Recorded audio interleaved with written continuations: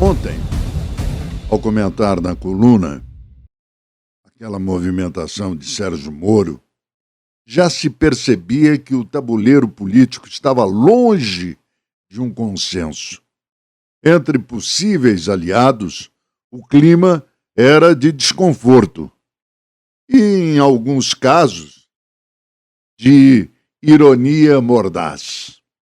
Um deputado progressista resumiu o sentimento com uma frase que circulou pelos corredores: a chegada de Moro ao PL seria um presente de grego para o Flávio Bolsonaro. A imagem, na verdade, não é gratuita. Para esse grupo, Moro carrega uma contradição difícil de esconder.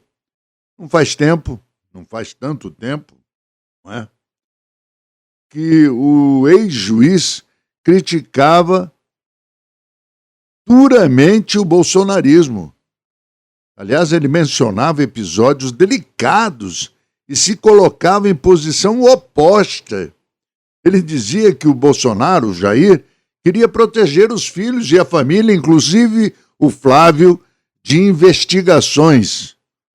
Por isso que o Moro, dizia, sairia do governo porque não tolera corrupção. Agora, ao se juntar ao mesmo campo político, obriga aliados a explicações que nem sempre encontram palavras fáceis. E é nesse ponto, exatamente nesse ponto, que a matemática da federação muda.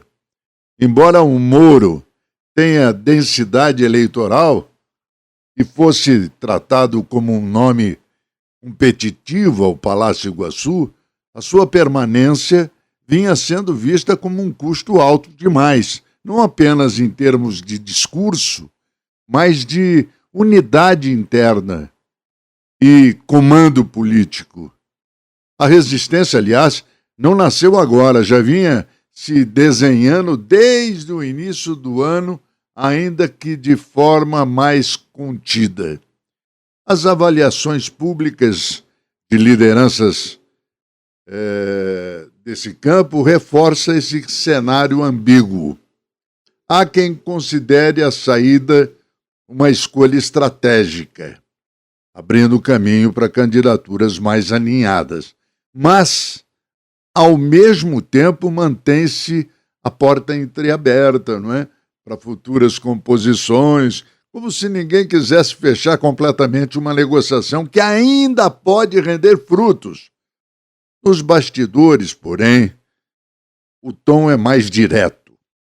A ideia de compor chapa com Moro, especialmente ocupando a vice entre forte rejeição, e a lógica é simples, porque investir estrutura, investir tempo, investir capital político em um projeto que parece que já nasceu atravessado dentro do próprio grupo, então para que isso tudo? Não é? É a pergunta. Um interlocutor conversando com esse jornalista e cronista, que sou eu, resumiu como uma metáfora quase brutal. Não se compra um carro usado sem antes desconfiar da procedência. Veja só, diante disso, o olhar se desloca. Cresce a inclinação de buscar abrigo em torno do grupo do atual governador, que, mesmo sem definir claramente sua sucessão, ainda exerce gravidade sobre o cenário. E nesse espaço, um espaço de incerteza, nomes começam a se reposicionar. Partidos testam possibilidades e velhas alianças ensaiam novos formatos. Há também um certo cansaço, né? A gente percebe no ar, entre deputados e articuladores, a demora em definir rumos já cobra o seu preço. A insistência em alguns nomes vista como excessiva, desgastou relações e alimentou a sensação de tempo perdido. Na linguagem menos polida dos bastidores, a avaliação é de que empurrar decisões pode sair caro, politicamente falando. Claro que quem ganha com isso tudo me parece ser Requião Filho, que vem crescendo nas pesquisas. Outra coisinha. Rafael Greca acabou de se filiar no MDB para concorrer ao governo.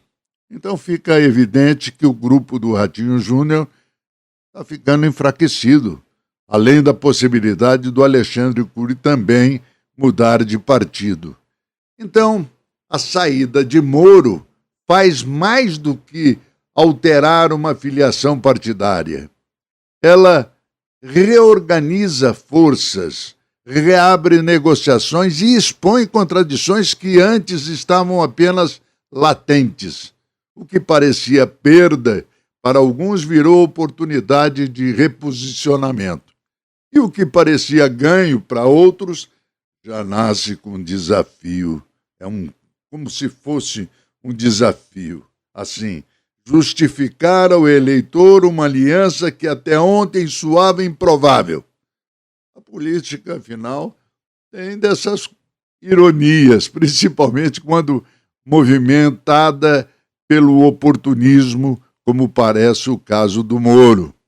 Às vezes, o maior movimento não é o passo dado, mas as consequências que ele arrasta. Estou desarmando a tendinha.